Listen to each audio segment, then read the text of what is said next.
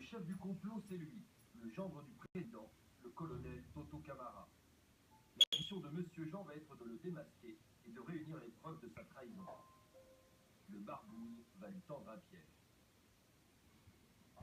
En février 2004, après plusieurs mois d'approche, il invite les comploteurs guinéens dans un château de la région parisienne en promettant de financer leur putsch. Le château est truffé de micros et de caméras afin d'enregistrer les aveux des Guinéens. On est obligé de placer toutes les écoutes partout. Les micros sont mis dans les tentures, sont mis dans les mains, sont mis dans la bibliothèque.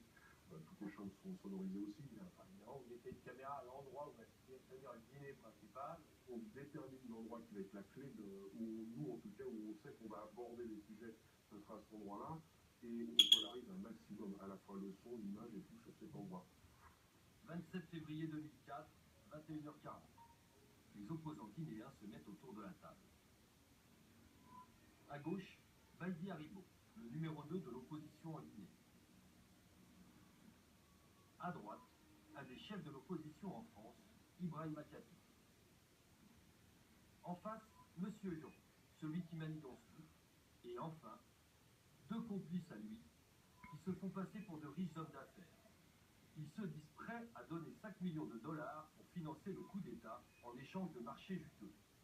Ils se présentent comme étant les frères Lopez. Le dîner commence, mais voilà, il manque le chef du complot. Le gendre du président n'est pas venu de Guinée. Un des opposants excuse son absence.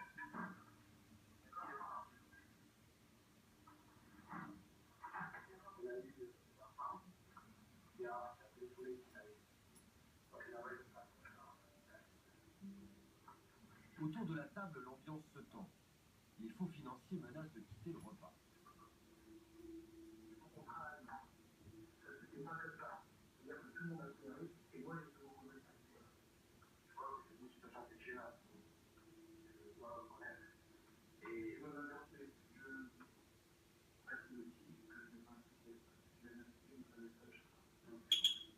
Ils sont comme des cons.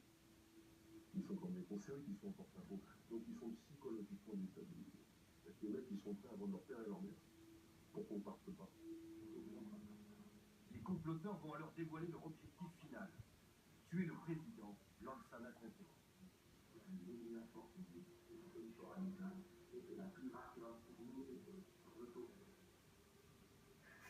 Ces aveux viennent d'être enregistrés, mais ça ne suffit pas. Les barbouzes veulent les aveux du gendre du président lui-même. Le dîner se termine sous haute tension. L'ultimatum est donné, demain matin 9h, on veut une réponse, sinon on arrête tout, on s'en va et vous perdez vos financiers pour votre coup d'État. Ouais, ils ont passé toute la nuit au téléphone. Le lendemain matin, à 9h, on avait la réponse. Le gendre du président promet de venir en France une semaine plus tard. 5 mars 2004, il atterrit à Paris et rejoint les barbouzes au château. Il s'assoit à table à gauche de l'image. Monsieur Jean prend la parole pour parler du financement du putsch. Dans un premier temps, la pyramide qui a beaucoup compris.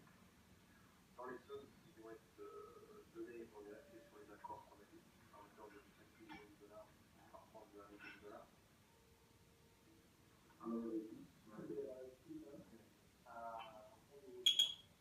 Mais le ministre de l'Intérieur guinéen n'est pas encore satisfait. Ce qu'il veut, c'est l'enregistrement des aveux du gendre sur son projet d'assassinat du président.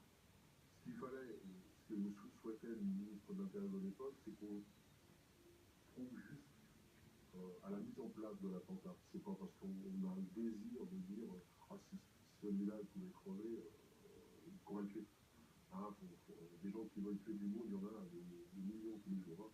Maintenant, ce qui passe à l'acte, c'est totalement différent. Le chef du complot, le colonel Toto Camara, va rester à Paris pour élaborer le scénario de l'assassinat du président. Il opte pour une solution radicale, l'attentat à la bombe.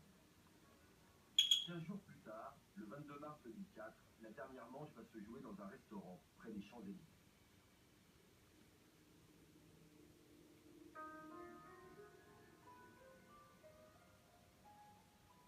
Monsieur Jean accepte de m'emmener sur les lieux. À l'époque, il avait encore truffé de micros et de caméras. Alors, nous voilà dans le fameux salon privé que vous aviez loué. Voilà, tout à fait. Il y a le même type de bouquet de fleurs, et donc n'utilisez pas celui-là, d'ailleurs, en l'utilisant, avec un micro dedans. Derrière ce tableau, on a mis le micro. Derrière ce tableau aussi, on a mis des micros. On a une série de micros installés sous cette table, en sachant que bon, la personne principale qui nous intéresse, c'est le colonel qui se trouve assis là. Et puis là, il y a la fameuse caméra. Voilà, tout à fait. Alors là c'est la partie image qu'on a placée. À l'époque, à l'origine, il y avait une tête d'incendie qui était placée. Donc, nous, on a défait la tête d'incendie d'origine et on a remis la belle, sauf que sur les caméras, c'est exactement la même Que vous aviez équipé votre caméra. Cette caméra, voilà ce qu'elle enregistre. On voit ici les complices de Monsieur Jean vérifier les micros cachés sous les tables. Et derrière cette porte, on a toute la technique. Avec le technicien, On a le technicien qui est derrière, avec tous les écrans de renvoi, et qui s'occupe de la maintenance des cassettes et de vérifier que tout se passe bien. oui, alors le mec, il n'avait pas intérêt à éternuer. Ça n'a pas fallu qu'il nous apporte. Tout est en place dans le restaurant. Encore faut-il que le chef du complot vienne au rendez-vous. C'est vous qui avez choisi le restaurant, parce qu'il aurait pu très bien vous dire, s'il était méfiant à la dernière minute, vous dire, bah, finalement, on ne va pas aller dîner là, c'est moi qui choisirai le restaurant. Comment vous le faites pour être sûr que ce type va finalement venir où vous l'avez attiré? Parce que psychologiquement, c'est lui qui l'a choisi. On n'a rien choisi du tout, on lui a suggéré le restaurant. On lui a demandé ce qu'il souhaitait pour être tranquille, où il souhaitait aller, dans quel quartier. Il aurait pu lui dire, nous, on va dans un petit restaurant dans une transversale des Champs-Élysées, qui loue des petits salons au premier étage, c'est tout à fait discret, personne ne nous connaît, vous serez très très bien, sous réserve que ce soit vraiment plus. Il est 20 h, le gendre du président, le colonel Camara, entre en scène. Les enregistrements sont lancés. Le piège est prêt à se refermer sur lui. Voilà, là on a le colonel qui arrive, donc on est en garantie, on est devenu des amis. Après 4 jours, on a pendant tourné, on est bien proche. On s'est arrangé pour faire ce rendez-vous sans ses collaborateurs. De façon justement, voir comment lui les positionne, qui fait quoi autour de lui. Donc là on est rentré dans l'intimité et on va vraiment développer toute la stratégie de l'attentat contre le président de la République.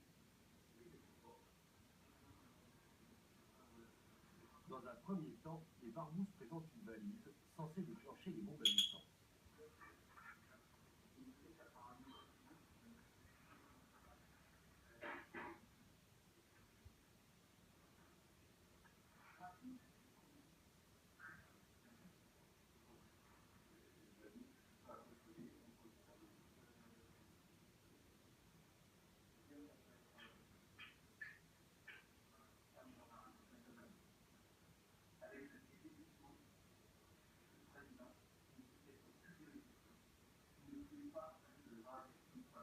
Les comploteurs imaginent ensuite quelle serait la position idéale pour les explosifs.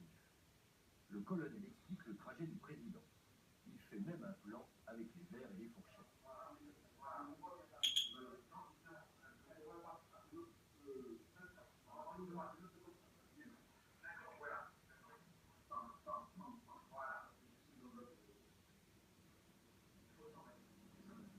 Au final, voici le scénario.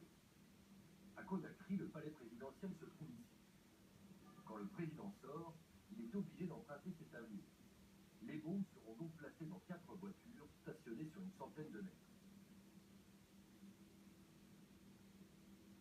Reste maintenant à déterminer qui va déclencher ces explosions. Et c'est là qu'ils m'ont dit, non, mais moi j'ai mon bureau, je ne sais plus combien, quel étage du bâtiment, qui donne sur la sortie principale où le président sort en permanence avec son escorte et tout, et on pourra le déclencher de mon bureau.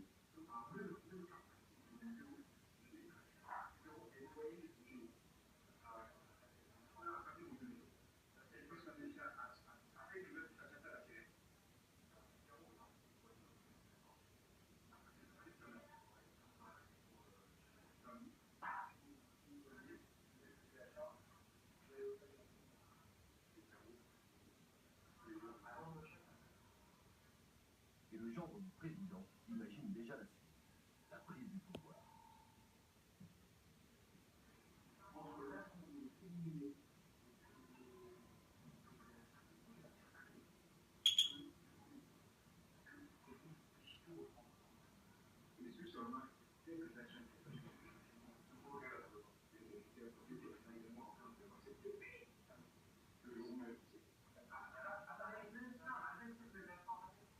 Donc, fin de ce dîner, là, vous avez tout en main, tout est enregistré, tout est sonorisé. C'est fini pour nous, l'affaire est terminée.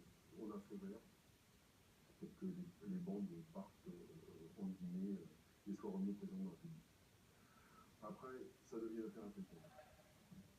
Pour Monsieur Jean, c'est la fin d'une mission qui aura duré presque 2 ans. Une opération facturée plusieurs centaines de milliers d'euros. Bonjour, Nous avons retrouvé le commanditaire, celui qui a réglé la mission, le ministre de l'Intérieur de l'époque. Pour la première fois, il accepte de parler de cette opération digne d'un roman d'espionnage. C'est un travail professionnel. Ils ont bien travaillé. Parce que les personnes en question ne pouvaient rien nier parce que tout était là. À son retour en Guinée, le chef du complot et ses complices seront arrêtés. Mais le président renoncera à faire condamner son gendre. Les personnes ont été interpellées en Guinée par les services compétents, mais pour des raisons propres au chef de l'État d'alors, il était très clément. C'est lui qui a demandé de laisser tomber cette affaire. Il m'a dit, est-ce que vous avez tout ce que vous voulez savoir? J'ai dit oui. Et bon, arrêtez, voilà. Il est simplement donné leur des conseils de ne plus jamais recommencer ça. 4 ans après, en 2008, le président Lansana Conté mourra tranquillement sur